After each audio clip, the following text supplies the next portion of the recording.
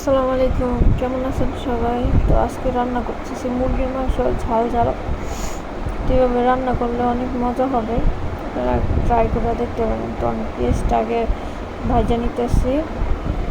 তো এই যে তেল দিয়ে দিলাম, যেহেতু ফার্মের মুরগি রান্না করতেছি তো তেল মশলা একটু বাড়াই দিতে হবে। তো আমি এখন আমি ইয়ে করে নিতেছি, পেঁয়াজটা ভাজতে দিচ্ছি। তো ভাজা হোক, ভাজা হয়ে গেলে এই যে দেখুন আমার ভাজা হয়ে গেছে। তো আমি এখন কিছুটা বেরেস্তার জন্য উঠায় রাখবো, কারণ মুরগির মাংস যদি বেরেস্তা দিলে এটা অন্যরকম একটা টেস্ট আসে। তো এই যে আমি অর্ধেকগুলো মুরগির মাংস আমি পেঁয়াজটা আমি তো দেখুন আমি এই যে মুরগির মাংসের জন্য আলাদা করে রাখছি বেরেস্তা, অর্ধেক পেঁয়াজ দিয়ে আমি এখানে মশলাটা অ্যাড করে দিয়েছি। এখানে হলুদ দিয়ে দিলাম। তো এখন আমি মরিচের গুঁড়া দিয়ে দিব। এই যে মরিচের গুঁড়াটা যেহেতু ফার্মের মুরগি তো ঝালটা একটু বাড়াই দিতে হবে।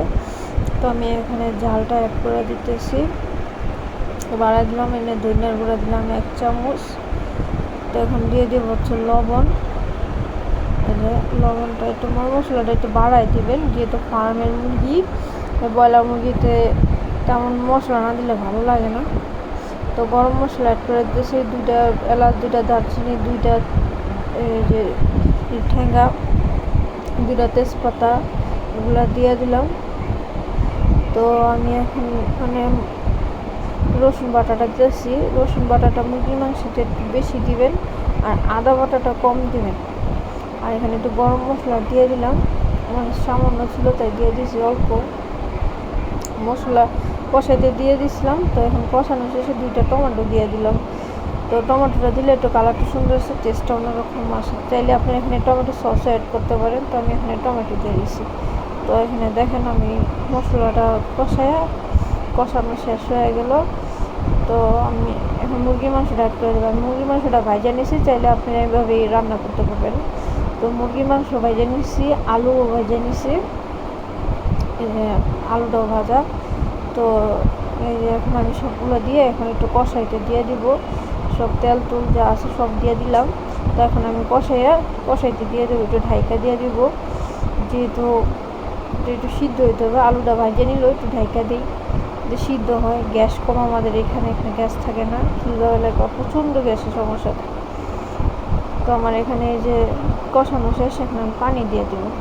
খিলগাঁও এলাকায় কি ঢাকা শহরে সব জায়গায় এখন গ্যাসের সমস্যা, প্রচুর গ্যাসের জ্বালায়। একজন মেহমান আসার পরে যে কী যে একটা সমস্যা হয় আমাদের, আমরা একমাত্র বুঝি গৃহিণীরা যারা বাসায় থাকে তারা। তো আমার মশলা কষানো শেষ, এখানে পানি অ্যাড করে দিলাম, দিয়ে এখানে ঢাকা দিব। ঢেকে দিলাম। এই যে দেখেন আমার তরকারিটা প্রায় শেষ হওয়ার দিকে। এখন আমি বেরেস্তা যে রাখছিলাম, এখানে বেরেস্তা আর 2টা কাঁচামরিচ দিয়ে দিতেছি। আর শাশুড়ি আমা বলে যে কাঁচামরিচ দিলে নাকি লাস্টে একটা গ্রান আসে অন্যরকম। আসলে কথাটা ঠিক, যে একটা অন্যরকম একটা গ্রান আসে। তো দিয়ে দিলাম। আজকে যেহেতু বৃষ্টির দিন, তো এদের সাথে গরম গরম খিচুড়ি আর মুরগির মাংস রান্না করছি। তো এই যে এখানে খিচুড়ি নিয়ে আসলাম। তো টেস্ট হয়েছে, আর শাশুড়ি খিচুড়িটা রান্না করছে আর আমি মুরগির মাংস রান্না করছি। তো ঝাল ঝাল করে যেহেতু রান্না করছি, মাশাআল্লাহ অনেক ভালো হয়েছে খাইতে। তো আপনারা দোয়া করবেন, সবাই লাইক কমেন্ট সাবস্ক্রাইব করে দিবেন আমাদের জন্য। তো আজকে বিকালে আমরা সবাই চায়ের একটা আড্ডা দিলাম, সবাই মিলে এই যে রং চা বানাইছি আর মুড়ি, সব ফ্যামিলি টুগেদার। তো সবাই মিলে